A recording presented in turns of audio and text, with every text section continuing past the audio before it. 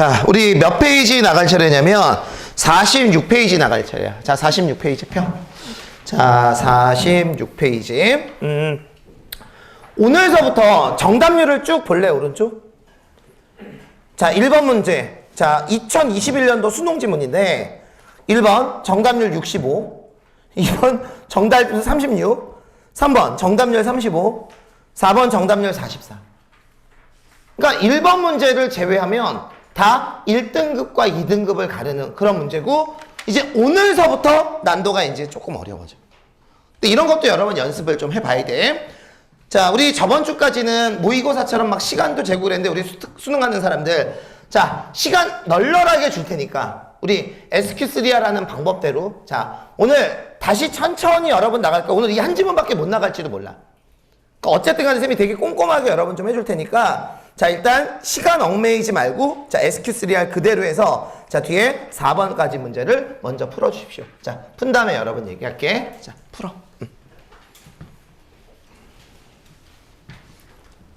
복사를 다시 해야 되겠다.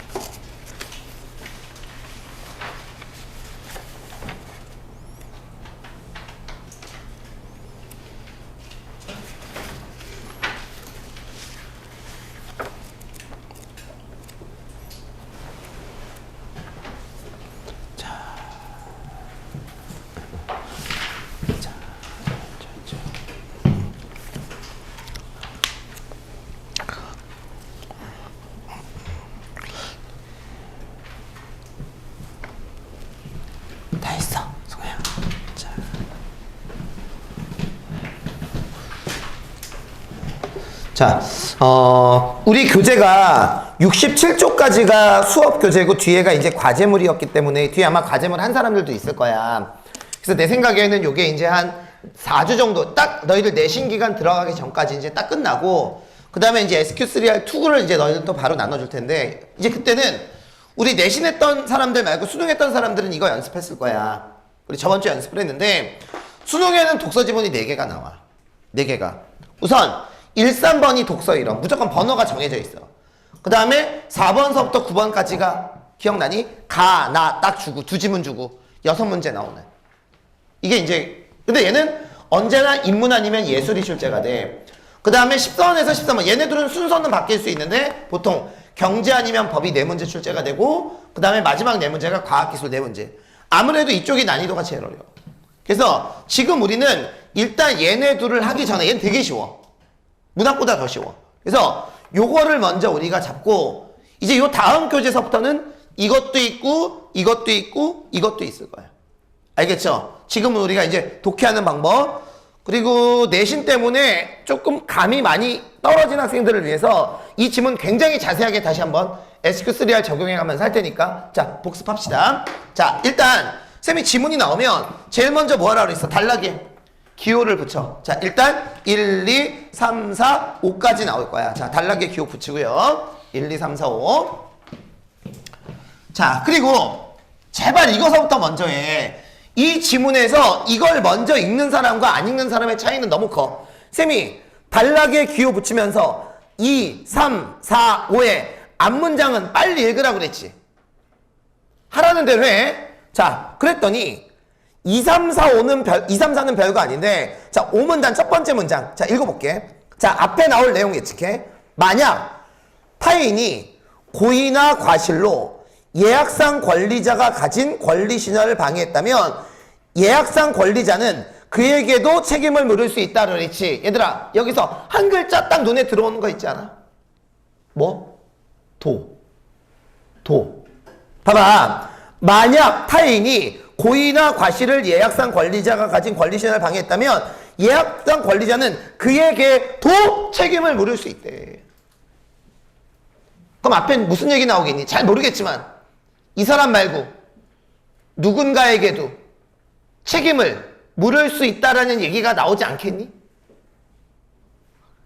야, 지문을 읽다가 왜 우리가 문단 앞을 먼저 읽냐면 문단 앞을 먼저 읽다가 어느 문단에 여기 봐. 철수 도 바보다가 있어. 그럼 당연히 그 앞에는 누군가 바보라는 얘기가 나와 있지 않겠냐고.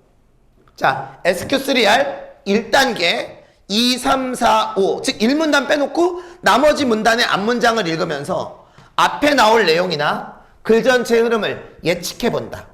자, 5문단에 도라는 조사에다 별표를 치고 아 좋아. 그럼 당연히 이 앞에는 누군가에게 책임을 묻는 얘기가 나오겠구나.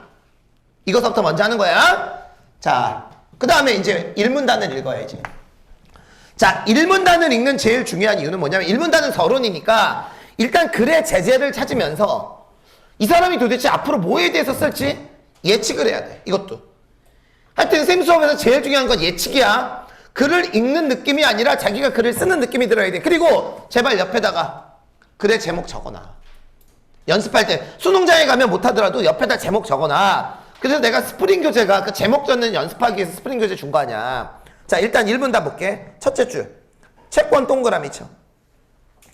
그 다음에 첫째 줄 오른쪽에 급부 동그라미 쳐. 그 다음에 밑에 줄 채무 동그라미 쳐. 자 얘들아 일단 1문단 첫 번째 문장하고 두 번째 문장에는 뜻풀이가 쓰였지. 채권이 뭐고 채무가 뭐고 그 다음에 어때? 급부가 뭔지. 근데 설마 여기 봐. 이 글을 쓴 의도가 채권이 뭐고 채무가 뭐고 급부가 뭔지 이거 설명하려고 썼겠니? 이걸 알아야 분명히 글을 이해할 수 있으니까 썼겠지. 자 너희들 나랑 하나만 약속해. 어떤 문단에 정의가 2번 이상 쓰이면 걔는 밑에 있는 주석이라고 생각해. 그러니까 얘를 이해하지 못하면 지문을 이해하지 못하는 거야. 그러니까 1문단 첫 번째 문장하고 두 번째 문장은 중심 문장이 아니야. 근데 채권이 뭐고 급부가 뭐고 채무가 뭔지를 알아야 지문을 이해할 수 있다고. 그러니까 원래 채권, 채무, 급부는 여기 있을 내용이 아니라 어디 있을 내용이야? 맨 밑에 별표 치고 있어야 될 내용이라고. 됐어? 자, 그러면 두 번째 문장 밑줄 이거. 채무자가 채권을 가진 이에게 급부를 이행하면 이제 이해 가지. 채권에 대응하는 채무는 소멸된다. 자, 그 다음 문장 봐봐. 뭐에 대해서 구체적 진술을 했어? 지금 밑줄 친 것 중에서 뭐에 대한 구체적 설명했니? 급부가 뭔지 구체적 설명을 했지. 자, 일반적 진술과 구체적 진술이 있을 땐 언제나 뭐가 중요해? 일반적 진술이 중요하니까 1문단에서 지금 이 사람이 얘기하고 싶었던 건 뭐냐? 두 번째 문장이야. 자, 그러면 자, 여기 보자. 채권자가, 자, 채권자면 빌린 사람이지. 뭐를 주면, 뭐를 이행하면, 급부를 이행하면, 아, 미안해. 채무자지. 미안. 자, 채무자가, 자, 급부를 이행하면, 자, 뭐는 소멸돼? 채무는 소멸되지. 아, 쉽게 말할게. 빌린 사람이 돈을 갚으면 당연히 그건 어때? 소멸될 거 아니야. 자, 채무자가 급부를 이행하면 세 개로? 자, 채무는 소멸이 된대. 됐죠? 근데 솔직히 이거 읽고 예측할 수 있는 건 없지. 아, 이거 읽고 뭘 예측해? 집중해야 돼. 채무자가 급부를 이행하면 채무는 소멸. 그냥 1문단의 내용은 이거야. 이걸 가지고 예측할 수 있는 건 없어. 자, 예측 못하면 이제 바로 2문단서부터 넘어가. 자, 이제 2, 3, 4, 5를 읽을 때는 여기 봐. 각 문단의 중심 내용을 잡으라고 그랬지. 자, 중심 내용 잡는 두 가지 방법. 첫 번째, 내가 예측했던 내용이 나오면 무조건 중심 문장. 그리고 두 번째, 일반적 진술과 구체적 진술이 있을 때 일반적 진술, 범위가 넓은 게 중심 문장이야. 자, 한번 가보자. 2문단.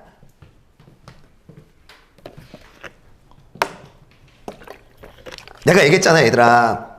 지금 3학년들 중에서도 모의고사 보면 진짜 얘들아 꼭 1등급 나오는 애들이 진짜 정해져 있어. 그러니까 선생님 수강생들 중에서 지금 모의고사 계속 보거든? 수업시간하고 별도로 3학년 되면 모의고사 매주 봐, 우리는. 근데 한 60% 이상이 2등급이 나와. 근데 1등급 딱 고정된 애들 있어. 진짜 그 수능에 딱 그 피들. 그 중에서 3분의 2 이상이 2학년 때서부터 했던 애들이야. 근데 와서 솔직히 이 시간이 되게 귀중한 시간 아닌가? 7시부터 10시까지면 황금 시간이잖아. 내일 아침을 앞두고 할 것도 되게 많고. 근데 이 시간에 와서 공부를 하고 가는 거 아니냐, 어쨌든 간에. 선생님도 오늘 아침 9시부터 12시까지 고3 수업이 있고 12시부터 7시까지 학원에 있던 거야. 그러니까 주간이 다 벼. 그리고 이 시간 이제 위해서 너희들 자료도 만들고 딱 그러거든? 그러니까 선생님한테도 되게 솔직히 힘든 시간이야. 나중에 보면 알겠지만 선생님이 평촌에서 수강생이 제일 많기 때문에 내년에도 선생님은 분명히 200명 정도 모아서 할 수 있어, 수업을. 근데 지금 내가 너희들에게 이렇게 시간 투자를 하는 이유는 일단 너희들 썸머통에서 만난 거잖아. 그래서 나도 진짜 열심히 지금 하려고 하고 있고 내신 기간에도 진짜 학교별로 다 하려고 노력도 해주고 물론 다는 혼자는 못하지만 내신들하고 같이 하는데 좀 와서 좀 배우고 갔으면 좋겠어. 하나라도. 그래서 내년에 고생을 덜 해야 돼. 내년에 탐구해야 되잖아, 우리. 올해 국어 해두면 얼마나 편해. 그러니까 올해 독서를 좀 잡아두고 문법 잡아두고 언매 잡아두고 내년에 이제 EBS 위주로 슬슬 정리해 나가면서 하자고. 눈빛이 살아있어야 돼. 매가리가 없으면 안 돼. 자, 그럼 이제부터 2문단 갈게. 2문단. 자, 밑줄. 민법상의 권리는 여러 가지로 있는데 계약 없이 법률로 정해진 요건에 충족하기로 발생하기도 하지만 대개 계약의 효력으로 발생하지. 자, 그런데 그 다음 문장 봐봐. 뭐에 뜻풀이했어? 계약에 대해서 뜻풀이를 했지. 그럼 당연히 첫 번째 문장에 대한 얘는 구체적 진술인 건 알겠니? 왜? 사람들이 계약이 뭔지 모를까봐 계약에 대해서 구체적 설명을 한 거야. 자, 그러면 일단 이 문단 앞문장에선 자, 일단 민법상의 효력이 생기려면 일단 대개는 뭐가 있어야 돼? 계약이 있어야 되겠지? 자, 그리고 계약이 뭔지 설명했네? 자, 그 다음 문장 밑줄 거. 당장 필요한 재화나 서비스는 그 제공을 급부로 하는 계약을 성립시켜 확보하면 되지만 미래에 필요할 수도 있는 재화나 서비스라면 계약을 성립할 수 있는 권리를 확보하는 것이 유리하다. 계속 밑줄. 이를 위해 뭐가 활용돼? 예약이 활용되지? 자, 그러면 지금 이 사람이 쓰려고 하는 건 계약 중에서도 뭐야? 계약 중에서도 예약이지. 이 글의 실질적인 논제는 계약이 아니라 계약 중에서 예약이야. 자, 좋아. 자, 그럼 이제 이 사람은 계약 중에서 예약에 대해서 쓰겠네. 자, 그러면 그 다음 문장 읽어볼게. 그냥. 일상에서 예약이라고 할 때에 법적인 관점에서 예약은 구별된다. 그 다음에 어때? 예시 들어줬지. 그러니까 지금 이 사람은 예약 중에서도 어떤 예약? 법적인 예약의 의미에서 쓰려고 그래. 예를 들면 너희들 엄마들이 밥할 때 쿠쿠가 10분 후에 현미밥을 예약했습니다. 그건 이 의미의 예약이 아니지. 그죠? 근데 너희들 그거 알아? 쿠쿠 밥솥에서 취취 소리 나는 거?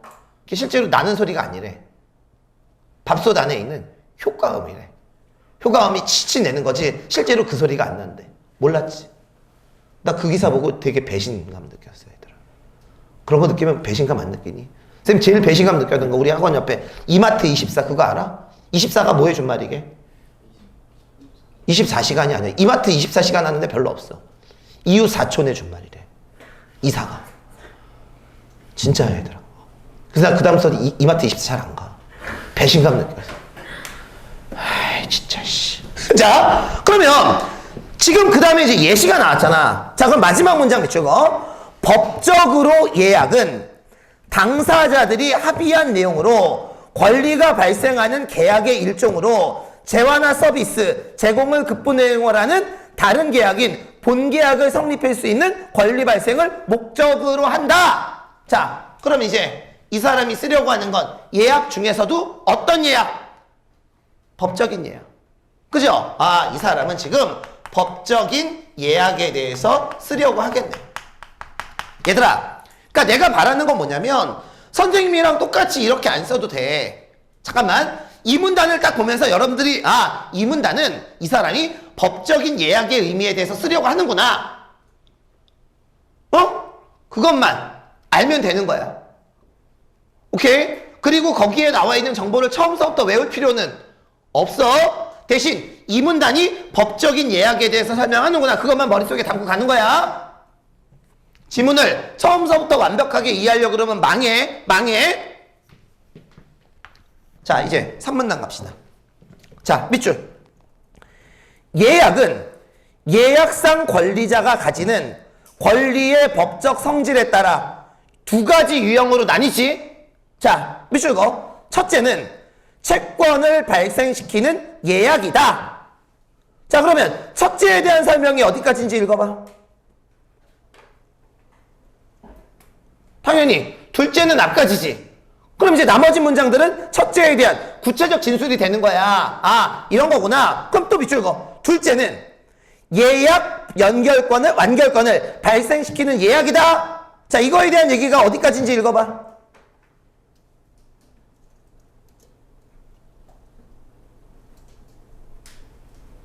됐어요? 자, 끝까지지. 그러면 결국 이 사람이 3문단에서 얘기하고 싶었던 건 예약의 두 가지 유형이지. 야, 그리고 어차피 우리는 3번 문제 풀면서 A를 자세하게 한번 읽겠지. 굳이 처음서부터 완벽하게 이해할 필요는 없는 거야. 대신 3문단의 제목은 잡아. 예약의 몇 가지 유형? 두 가지 유형. 적어놔. 자, 이제 자, 우리 지금 2, 3, 4, 5의 중심 문장을 찾고 있어. 자, 2, 3문단은 예측이 안 됐기 때문에 일반적 진술과 구체적 진술이 있을 때 일반적 진술 위주로 찾는 거야. 자, 그런데 여기 봐. 너희들 지금 이거를 안 했어. 우리 아까 5문단 첫 번째 문장 읽었지? 뭐 예측했지? 앞에 5문단 앞에 그에게도 책임을 물을 수 있다? 그러면 누군가에게 책임을 묻는 얘기가 나오겠지. 자, 어떤 문장인지 찾아봐. 4문단에서 눈으로 찾아봐. 책임을 지는 얘기.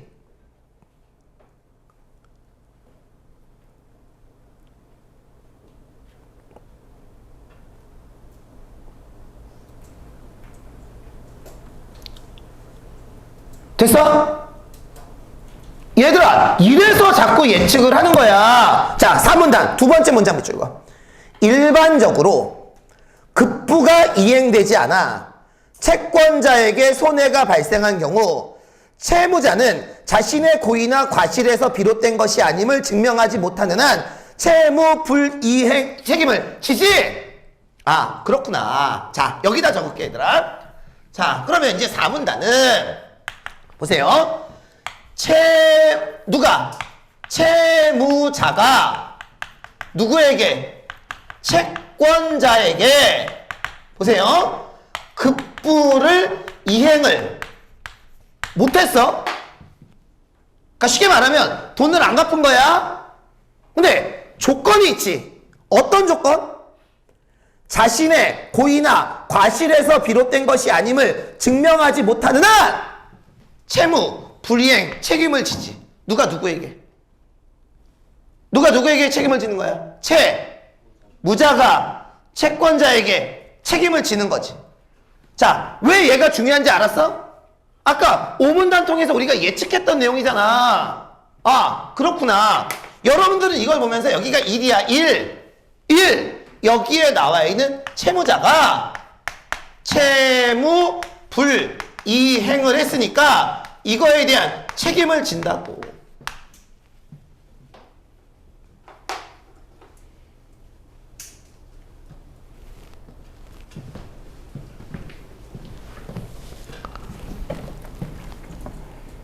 자, 그 다음 문장 밑줄거. 이로 인해 채무의 내용이 바뀌는데, 즉 채무 불이행 책임에서 바뀌지.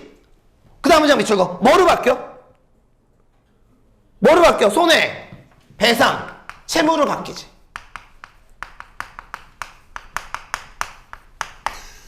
자, 너희들이 쌤한테 학원비를 냈어. 미리 내잖아, 학원비는. 그럼 너희들은 선생님한테 채권자야, 채무자야? 채권자야, 니들이. 난 빚쟁이야, 니들한테. 채무자야. 근데 엄밀하게 말하면 아니야. 왜냐면 나는 아직 학원에서 월급을 못 받았거든. 청솔학원이 채무자야. 그래서 예를 들어줄게. 너희들이 채권자고 내가 채무자야. 근데 내가 아이씨! 수업하기 싫어! 집에 가! 수업을 안 했어. 그럼 뭐를 안 한 거야? 급부를 이행 안 했지. 그럼 너희들이 어이 그럼 어떡해요? 그럼 내가 이러면 되죠. 알았어. 내가 너희들 내년에 수능 끝나고 보충해 줄게. 미친 거 아니야 너희들? 너희들 수능 끝나고 선생님 해설 강의 들으러 올 거야? 아니잖아. 그런 애들이 있어. 얘들아 진짜 해설 강의 듣는 애들 수능 끝나고 미친 거 아니냐 그지? 수능 끝나고 나는 좀 그런 게 시험지 줬으면 좋겠어. 수능 끝나고 시험지 안 줘. 그래서 뭐 해야 돼? 자기 점수 알려면 가채점지를 가져가. 그래서 거기에다가 어때? 자기 쓴 답을 다 적어와서 저녁 때 EBS 보면서 채점을 해야 돼. 미친 거 아니냐? 시험지를 왜 안 줄까? 그래서 재작년도에 되게 무슨 얘기가 있었냐면 교육감회의에서는 통과가 됐었어. 애들이 무슨 시험 볼 때 제일 떨까? 수능 가서 1교시 때 제일 떨겠지. 국어시험. 그래서 나는 애들한테 안정액 같은 거, 뭐 우황청 시험 말고 시험 볼 때 많이 떠는 사람들은 안정액 있어, 파는 거. 미안해, 나 그거 홍보대사 아니야. 그거 처먹으면 이건 부작용도 없고 심히 안정이 돼. 안정액이라고 있는데 하여튼 애들이 1교시 때 많이 떨어. 국어 시험 볼 때. 근데 그거 알지? 국어를 망치면 그의 수능은 망치는 거야. 그래서 교육감회의에서 뭐가 논의가 있었냐면 두 가지. 첫 번째, 애들 시험지 주자. 그리고 두 번째, 1교시를 국어 말고 한국사를 보자. 괜찮지 않아? 한국사는 좀 떨면 어때? 한국사 떨어도 여러분 왕건이 고려 세운 건 알잖아. 아닌가? 표현들이 왜 그래? 맞지? 왕건이 고려 세운 거? 근데 그게 교육감회에서는 통과했는데 평가원에서 커트를 넣었어. 여태까지 나와 있는 행정체계 이런 게 다 망가진다. 그 행정체계 망가지는 게 뭐 중요하냐 그게? 또라이들이지. 다시. 그러면 내가 수능 끝나고 보충해줄게. 안 되잖아. 그럼 나는 너희들에게 그걸 뭐로 줘야 돼? 돈으로 돌려줘야지. 이해 갔어? 자, 이제 5문단 볼게요. 자, 5문단. 자, 5문단. 첫 첫 번째 문장 밑줄 거 다시 한번.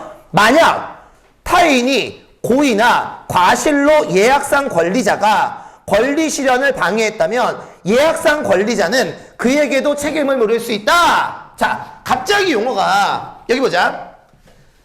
채권자의 반대 개념은 채무자야. 근데 여기에 나와 있는 얘는 채권자라는 말 대신에 무슨 말을 썼어? 예약상 권리자라는 말을 썼지. 왜 이 말을 썼냐면, 자, 여기 봐. 자, 이번에는 내가 수업을 막 했어. 수업을 하고 있는데, 국어 수업을 열심히 하려고 노력하고 있는데, 갑자기 영어쌤이 들어와.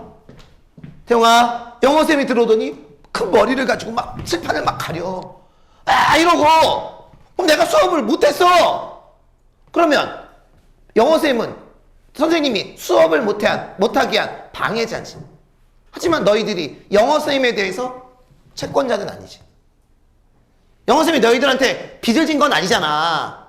그럼 그때는 너희들은 뭐가 되는 거야? 예약상 권리자가 되는 거고 영어쌤은 방해자가 되는 거지. 해야 돼. 이제 우리 고3이야. 그러면 이게 지금 인 거 알겠니? 그러니까 4문단은 채권자가 채무자에게, 5문단은 예약상 권리자가 방해자에게 책임을 물을 수 있는 거야. 자, 그 다음 문장 밑줄 거.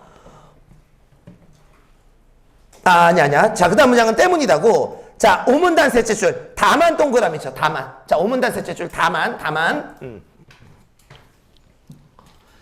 저번에도 얘기했지만 너희들 때는 법지문이 아니라 솔직히 말하면 경제지문이 나올 가능성이 더 높아. 올해는 아마 법지문이 나올 가능성이 거의 99% 이상이고, 근데 내년에 모의고사 같은 경우에는 법지문을 굉장히 많이 보게 될 거거든. 자, 법지문에서 다만이라는 말이 나오면 이건 꼭 외워둬. 언제 다만이라는 말을 쓸까? 법지문에서 다만은 이렇다. 다만 이런 경우에는, 그럼 다만은 앞조항에 대한 예외조항 내지는 어때? 부가조항일 때 많이 쓰는 거야. 알겠지? 자, 그래서 다만에다 동그라미 쳐놓고, 자, 다만은 법지문에서 예외조항 내지는 어때? 부가조항.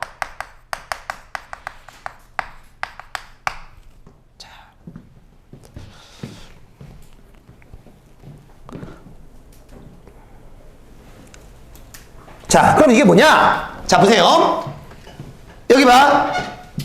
얘는 얘한테도 책임을 물을 수 있고, 얘는 얘한테도 책임을 물을 수 있지. 다만, 밑줄, 다만 예약상 권리자에게 예약 상대방이나 방해자 중 누구라도 손해배상을 하면 다른 한쪽의 배상 의무도 어때? 사라지지. 이해 가요? 얘들아, 두 사람한테 물었는데 얘가 돈을 냈어. 그럼 이제 얘한테는 어때? 물을 수 없는 거고, 얘가 물어주면 얘한테는 물을 수 없다라는 그런 얘기야. 됐죠? 오케이. 자, 그래서 일단 지문 구성은 이렇게 되고, 자, 구조화해보자. 자, 그 다음 이제 우리 구조화해야 돼. 이 지문은 병렬식이지. 4문단과 5문단이 첫째, 둘째로 이렇게 묶이는 거야. 자, 그리고 1, 2, 3은 자, 이렇게 되겠네. 자, 요거까지 여러분 해놔.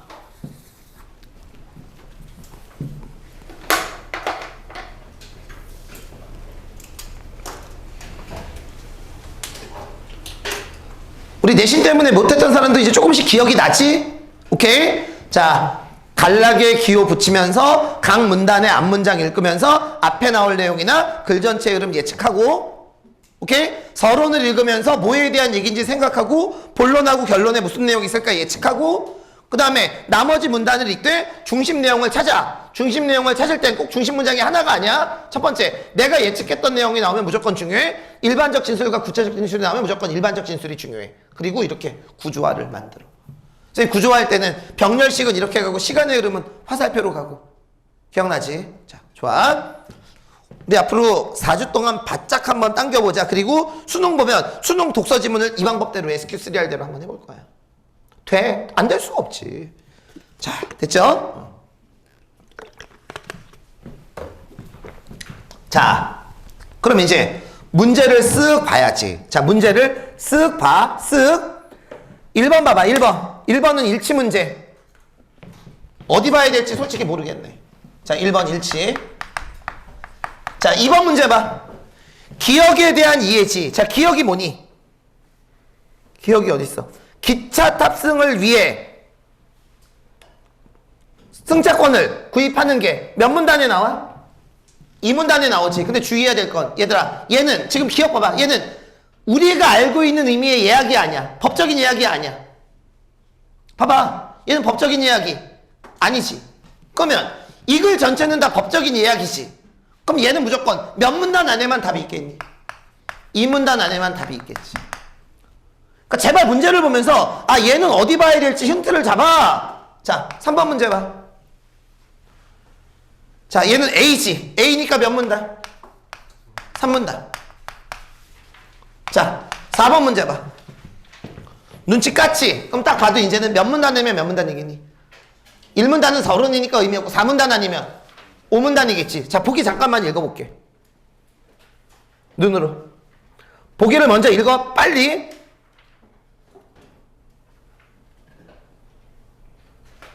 어때? 딱 봐도 4문단, 5문단의 내용인 건 알겠지. 자, 일단 미리 이렇게 해서 전략을 짜는 거야. 좋아, 좋아, 좋아, 좋아.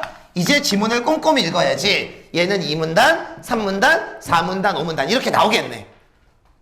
이것부터 꼭 해. 제발 문제서부터 보지 마.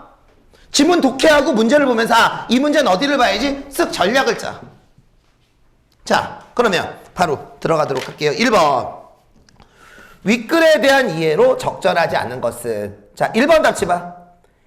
계약상의 채권은 계약이 성립하면 추가 합의가 없어도 발생하는 것이 원칙이다 라고 되어 있지. 얘들아, 얘는 예약에 대한 얘기가 아니라 뭐야? 계약에 대한 얘기지. 자, 질문 던질게. 계약에 대한 얘기는 어디 나왔어? 봐봐. 시간을 줄여야 돼. 계약에 대한 얘기는 어디 나오니? 2문단에 나오지. 아, 좋아. 그러면 여기에 나와 있는 1번의 1번 선지는 2문단을 봐야 되겠네. 그럼 이제 2문단을 가. 자, 2문단. 둘째 줄 봐봐. 계약이란, 밑줄 긋지 마. 권리 발생들에 대한 당사자의 합의로서 계약이 성립하면 합의 내용대로 권리 발생들의 효력이 인정되지. 권리 중에 채권이 있는 건 알겠어? 그럼 당연히 계약이 성립하면 바로 채권이 생기는 게 맞는 거지. 자, 1번에 1번 답지 2문단 맞는 내용이고요. 자, 1번에 2번 답지 봐. 얘는 당연히 1문단에 나와 있는 내용이겠지. 자, 3번 답지 봐. 예약상 권리자는 본계약상 권리의 발생 여부를 결정할 수 있다. 이게 좀 어려워. 얘는 3문단 쪽에 여러분 있고요. 4번 답지. 급부가 이행되면 채무자의 채권자에 대한 채무가 소멸되다. 얘는 어때? 1문단에 있지. 자, 그런데 이렇게 복잡할 필요가 없어. 일치 문제가 나오면 5개를 쭉 봐. 자, 여기 볼게. 여기 봐. 우리 이 지문 독해할 때 제일 먼저 읽었던 문장이 뭐니? 마지막 문단. 첫 번째 문장이지. 그러면 마지막 문단 첫 번째 문장은 처음 봤으니까 뇌리에 강하게 남지 않을까? 1번의 답이 5번이지. 불법 행위 책임은 계약의 당사자 사이에 국한된다. 여기 봐! 그러면 얘하고만 국한이 돼야지. 근데 분명히 누구도 껴들어. 방해자도 있지. 자, 밑줄거 5문단 첫 번째 문장 연필로 밑줄거 5문단 첫 번째 문장 연필로. 만약 타인이 고의나 과실로 예약상 권리자가 가진 어떤 3학년 친구들은 이렇게 하더라고. 여기 봐. 선생님이 쳐준 중심 문장은 초록색 형광펜으로. 그리고 내가 너희들 뭐하라 했어? 평소에 연습할 때는 문제풀이의 역과정 답을 내고 나서 이 답에 대한 힌트가 어디 있는지 지문에 체크를 하라고 했지. 그건 또 다른 형광펜으로 하더라고. 그러면 5문단 첫 번째 문장에다 밑줄 치고 숫자 1 적어놓고 1번 문제는 5문단 첫 번째 문장 보면 어때? 나오는 거지. 거기다 숫자 1 적어. 1번 문제는 5문단 가지고 나온 거야. 자. 호호 잠깐만. 호호 그럼 얘는 아무래도 답이 몇 문단 쪽에서? 4문단 쪽에서 나올 가능성이 높겠네. 됐죠? 전략. 자, 일단 1번 문제의 답은 5번. 정답률 65%니까 요 정도 문항은 우리가 좀 해야 되지 않을까. 1번에 3번 답지 내가 이제 좀 이따 얘기해 줄게. 자, 2번 봐봐. 기억에 대한 이해로 가장 적절한 걸 물었지. 너희들 나하고 약속한 거 있잖아. 멍 때리는 사람 있네, 이 새끼들. 자, 여기 봐. 너희들 어떤 문장이 있어. 한 문장이야. 근데 기억이 예를 들어서 여기에 밑줄이 거 있지. 그럼 무조건 그 문장은 다 밑줄 그어야 돼. 다 힌트야. 자, 이제부터 기억이 들어간 문장 다 밑줄 그어, 연필로.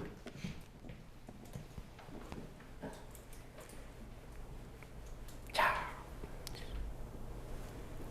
됐지? 자, 거기다 숫자 2 적어놓고.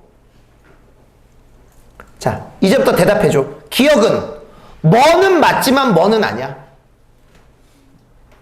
태용아, 정신 차려. 자, 기억이 들어간 문장 밑줄 그어. 자, 기억은 기차 탑승을 위해 미리 돈을 지불하고 승차권을 구입하는 거지. 얘는 뭐는 되지만 뭐는 안 돼. 아, 나왔잖아, 얘들아. 뭐는 아니야. 예약은, 법적인 예약은 아니지. 하지만 뭐는 맞아. 계약은 맞잖아. 너희들 이따가 너희들 쓴 오답을 봐봐. 황당할 거야. 분명히 그 다음 문장에서 기억은 계약은 맞지만 예약은 아니라고 나와 있잖아.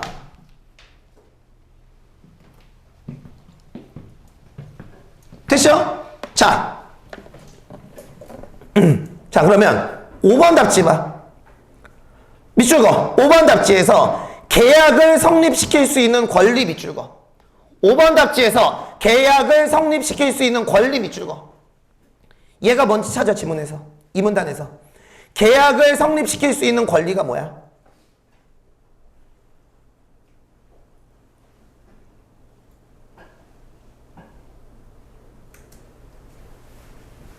됐어? 자, 계약을 성립시킬 수 있는 권리가 뭐니? 예약이지. 그러면 5번 아웃이지. 왜? 기억은 예약이 아니래매.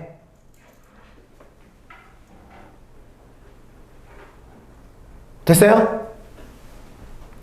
지금 문제를 맞히고가 그렇게 중요한 게 아니야.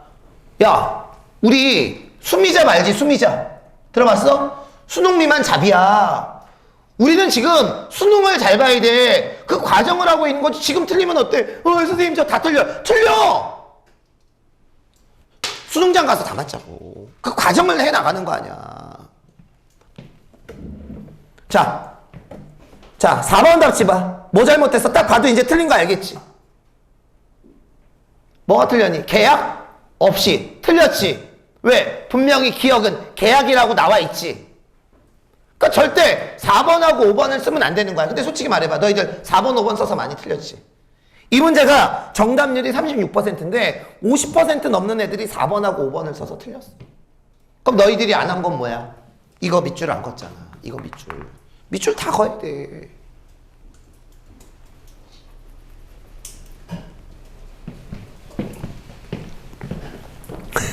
독서 수업할 때 문학하고 달리 좀 심각하다 그랬지? 자, 3번 봐봐.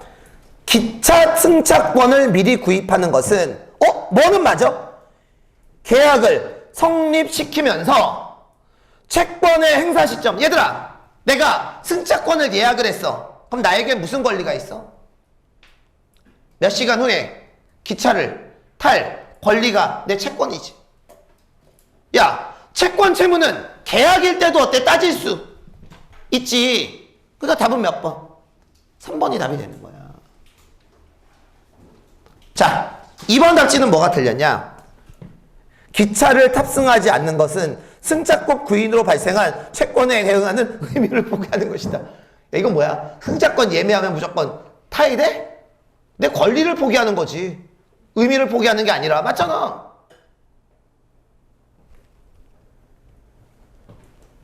(1번) 기차 탑승은 채권에 해당하고 돈을 지불하는 행위는 그 채권의 대상인 급부에 해당한다. 아니지. 기차 탑승을 하게 해주는 것이 그게 급부지. 1번 당연히 어때? 아웃이지. 야, 우리가 은행에, 기차표를 딱 예매하는 순간, 기차 회사는, 코레일은 채 무자가 되는 거고, 우리는 채 권자가 돼야지. 그럼 당연히 기차 회사는 우리를 뭐 해야 돼? 기차에 태워야지. 그게 급부를 이행하는 거 아니겠냐. 됐어요? 됐어? 자, 그래서 2번 문제의 답은 3번이 답이 되겠고, 자, 우리 예측대로 이 문단 안에서 답이 나왔네. 자, 이제 3번 문제 갑시다. 다음은 A에 제시된 예를 활용하여 예약의 유형에 따라 예약상 권리자가 요구할 수 있는 급부에 대해 정리한 것이다. 기억 디귿에 들어갈 내용으로 올바른 걸 물었지. 자, 그럼 이제부터 3문단 첫째 줄 오른쪽서부터 읽어볼게. 첫째는 채권을 발생시키는 예약이다. 자, 그 다음 문장 밑줄 읽어. 이 채권의 급부 내용은 예약상 권리자의 본계약 성립에 대해 상대방이 뭐 하는 거야? 승낙하는 거지. 자, 여기에다가 숫자 3 적어놓고, 자, 3번 문제는 요 부분 보고 일단 풀어봐야 돼. 자, 이 채권이지. 그럼 앞문장 봐봐. 이 채권은 예약의 채권이지.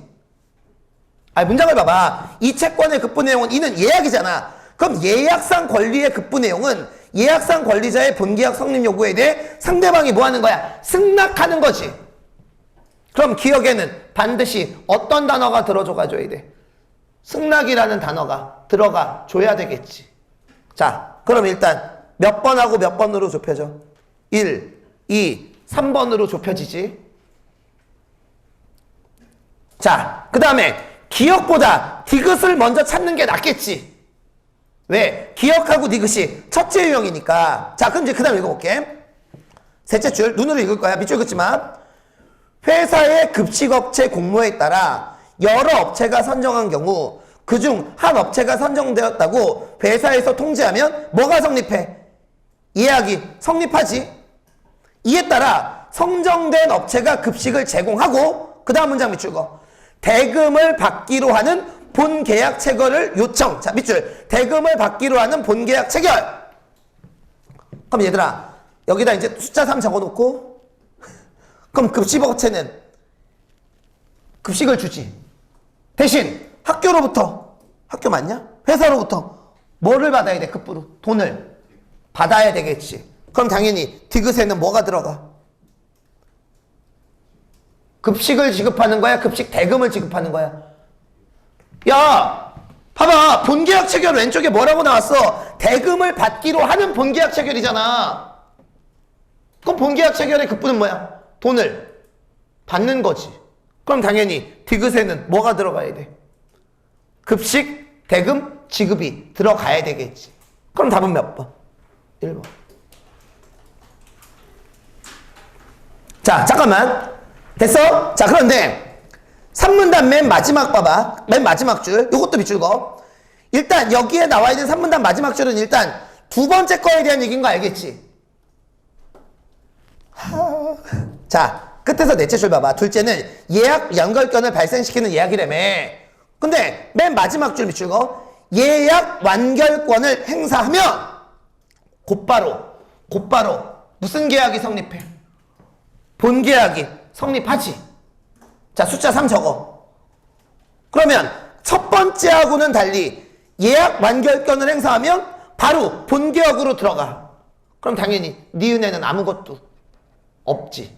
왜? 바로 본계약으로 들어가는 거니까. 해야 돼, 이 정도는. 자, 그래서 3번 문제의 답은 몇 번? 1번이 답이 되겠습니다.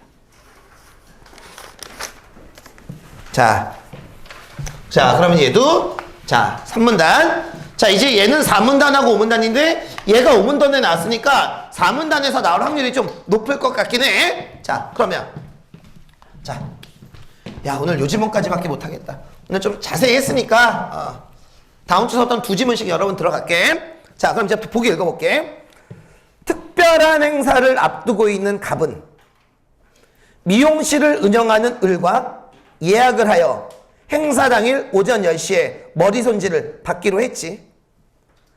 자, 그러면 여기 봐.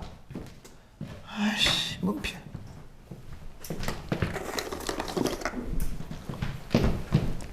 자, 여기에 나와 있는 값이 예약상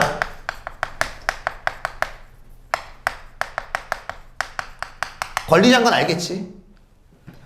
자, 을과 예약을 하여 했어. 근데 병이 이미 을에게 머리 손질을 받고 있었지.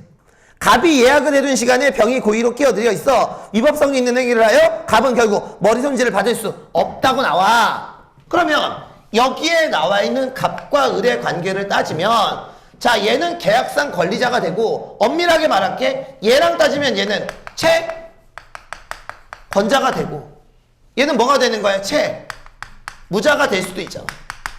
근데 얘가 지금 머리를 못 잘라준 게 누구 때문이야? 병 때문이지. 병은 저기서 무슨 자야? 방해자지. 됐어요? 자, 그럼 물어볼게. 얘네들의 선지가 나오면 몇 문단 봐야 되고, 얘네들에 대한 내용이 나오면 몇 문단? 4문단 봐야 되고, 선지에 얘네들에 대한 내용이 나오면 5문단을 보는 거야. 그게 공부잖아, 얘들아.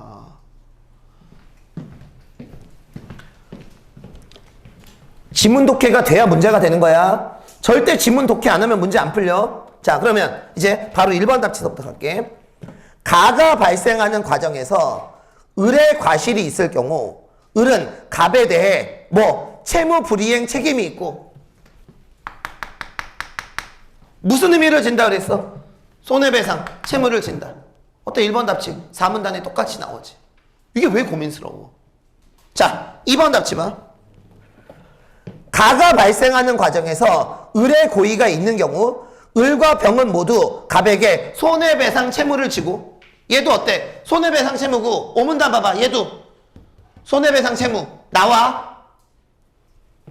근데 을이 배상을 하면 병은 갑에 대한 채무가 어때? 사라진다? 5문단 맨 마지막 문장 보면 어때? 나오지.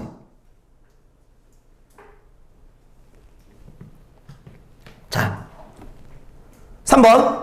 가가 발생하는 과정에서 을에게 고의나 과실이 있는지 증명되지 않은 경우 을과 병은 모두 갑에게 채무를 지고 그에 따른 급부 내용을 동일해. 둘 다 어때? 손해배상 채무니까 뭐로 물어줘야 돼?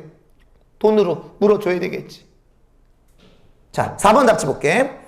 가가 발생하는 과정에서 을에게 고의나 과실이 있는지 증명되지 않은 경우 을과 병은 모두 밑줄 거 을과 병은 모두 뭐를 진대? 채무 불이행 책임을 진다라고 그랬지? 자, 그럼 얘들아, 채무 불이행 책임이 몇 문단에도 나와야 되고 4문단에도 나와야 되고 5문단에도 나와야 되겠지. 자, 어디에 나와 있는지 봐봐. 채무 불이행 책임이 몇 문단에는 나오니? 4문단에는 나오지. 하지만 5문단에는 채무 불이행 책임이 안 나와. 왜? 여기 봐. 얘네 둘의 관계는 채권자, 채무자의 관계지만 얘네 둘은 채권자, 채무자의 관계가 아니잖아. 얘는 단순한 뭐일 뿐이야? 방해자일 뿐이지. 자, 그래서 여기에 나와 있는 4번 문제의 답은 몇 번? 4번.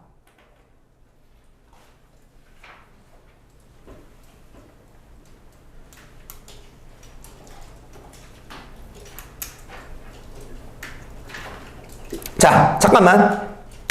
자, 4번 답지는 일단 4문단, 5문단을 다 봐야 되긴 해. 자, 5번 답지가, 그럼 이제 마지막으로 이거 할게. 5번 답지가 왜 적절한지 찾아봐.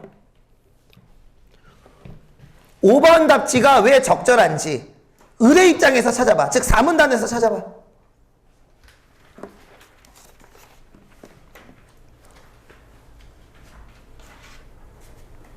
사문단 셋째 줄에서 채무자가 채무불이행을 책임을 지는 건 조건이 하나 있지. 자신의 고의나 과실에서 비롯된 것이 아님을 증명했을 때, 증명하지 못할 때, 그러면 그거를 증명했을 때에는 채무불이행 책임을 안 질 수도 있다는 얘기잖아. 그러면 채무불이행 책임을 안 지면 손해배상 책임도 안 지겠지. 됐어요? 자, 그러니까 5번 답지는 맞는 설명. 자, 이게 2021년도 수능이고요. 이게 그의 수능에서 정답률이 제일 낮았던 문제들이 섞인 거야. 할만하지 않을까 이 정도면. 그죠? 법이 어렵니 경제가 어렵니? 근데 솔직히 말하면 하다 보면 법은 시간이 좀 오래 걸려. 대신 법은 나오는 지문이 좀 한정되어 있어. 채권, 채무 뭐 이런 거야. 근데 이제 경제 지문 같은 경우는 이제 그런 건 안 나와. 그래프만 있지. 이런 게 아니라 요즘 경제 지문은 어떤 인과관계 그런 게 많이 나오거든. 그런 것들 선생님하고 이제 나중에 이제 정리를 좀 하도록 할게요. 자, 일단 강의는 여기까지만 여러분 찍을게.